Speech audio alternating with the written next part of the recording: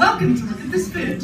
I'm Mallory, and today we'll be making pancakes with a little something extra to them. Well, in our grade 8 English language arts classroom, we are doing cooking shows. We're getting students to write scripts, use text features, and the key outcomes we're aiming for is engaging an audience and reaching an audience, whether that's teenagers, adults, or children. And then we are asking them to videotape that cooking show and show us how they're cooking, what they're cooking.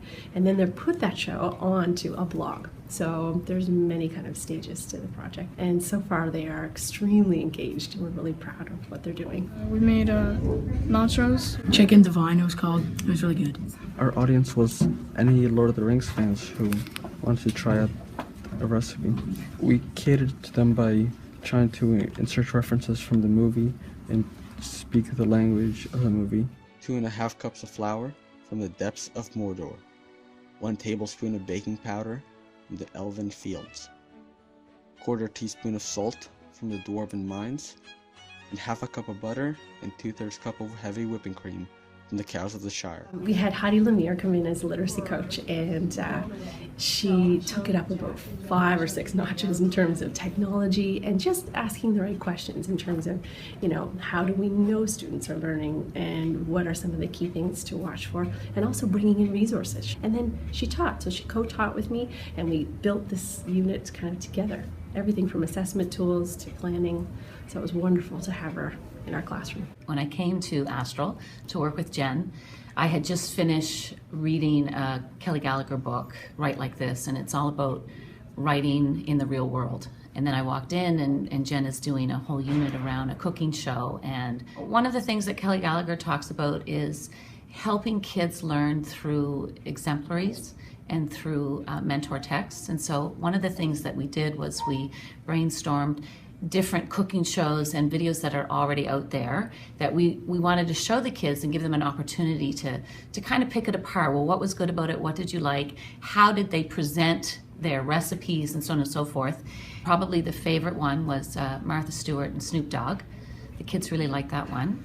I think they loved that it was live, that it was going to an audience bigger than them and bigger than me. And they also loved that it was fast-paced, right? They knew that the technology they were using was being developed in front of their eyes, so they would choose the colors or choose the design, and their words were being heard. Like, you see all these web pages on the internet and you're like, wow, I could never do that, and we just kind of learned how to do it, and it was really cool. I learned all about the different editing softwares and how to make it look very professional and how to upgrade my whole appeal of my video. Editing videos was new for me, and different ways you can add stuff in to make the video look very cool. It suddenly became very real to them, and some of them started thinking, this is something that I could actually do. It's not just a project for school. And in the end, a lot of the kids actually created blogs with the intention of, I'm going to keep doing this after the project is over. Like, they have links all ready to go of things that they're going to add to it. So that was a really positive thing for both of us. Made pan-seared salmon, sauteed asparagus with a lemon butter dill sauce. Oh, we intended it for like Teens and adults. teens and adults. How did you write for that audience? Oh, we used a lot of high-level cooking terms. Like what?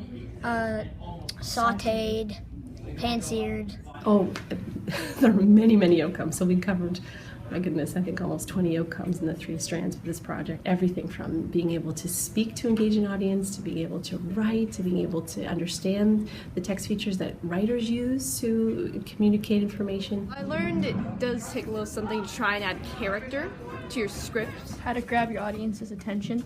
We learned maybe to show some more direction. That it's important to have a good script. I'm trying to make it a little bit humorous. I'm bad at making grilled cheese. The voices, their voices were just so genuine and so, they were real. I've seen gains in terms of their writing in particular, so I've watched them be able to say, I need to use more of this kind of word choice, or I need to edit this so that it meets that audience. We had to ask them that question several times. How is this engaging your audience? And so they would rework and reword what they were trying to say. And it's a phenomenal skill for the rest of their lives. Overall, it was just the complete engagement. They knew that this was something that was going to be published to the web and people were going to see it. And you could tell that they just wanted to put that care into making it the best that they possibly could make it. I am extremely proud. I am over the moon proud of my students. I've been telling every adult that I bump into what they're doing because they're proud. This was student driven from start to finish. Absolutely. Total magic. I give this project a 9 out of 10. 10 out of 10. It wasn't fishy, like it was cooked perfectly, and then you got like the tang from the lemon and the creaminess from the butter. And the asparagus were crunchy on the inside, and it was just perfect asparagus.